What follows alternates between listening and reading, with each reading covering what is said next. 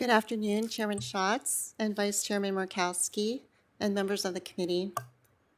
I, too, want to say thank you for the opportunity to provide updates on the Indian Health Service programs benefiting American Indian and Alaska Native communities under the Infrastructure Investment and Jobs Act.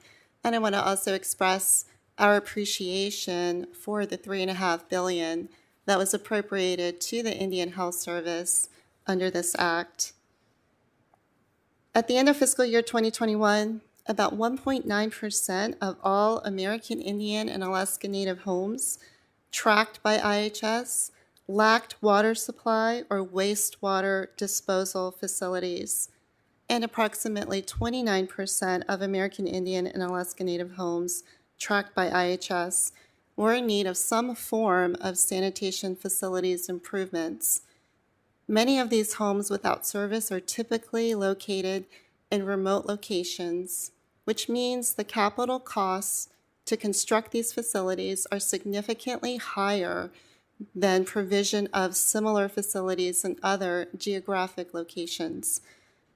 Additionally, the cost burden associated with operation and maintenance of these facilities usually exceeds the capacity of the tribal utility to generate sufficient revenue from the system users to support ongoing operation.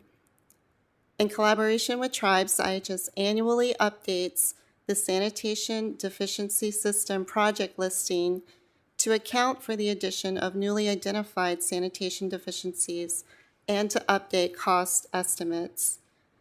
The Infrastructure Investment and Jobs Act appropriated a total of $3.5 billion to the IHS Sanitation Facilities Construction Program. It includes $700 million annually from fiscal year 2022 through fiscal year 2026.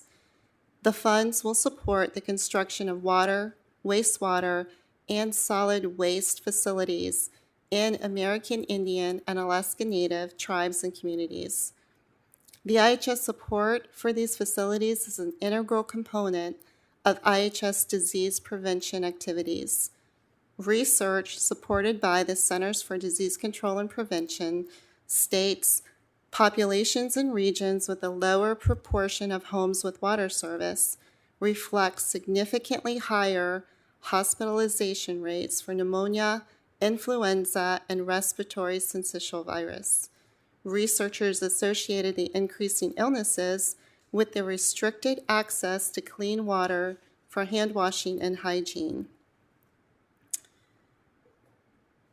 IHS initiated tribal consultation on the Infrastructure Investment and Jobs Act funding in November of 2021 to seek input into the agency's funding allocation plans. I'm pleased to say that the Indian Health Service is nearing publication of funding allocation decisions for the $700 million in fiscal year 2022 funds.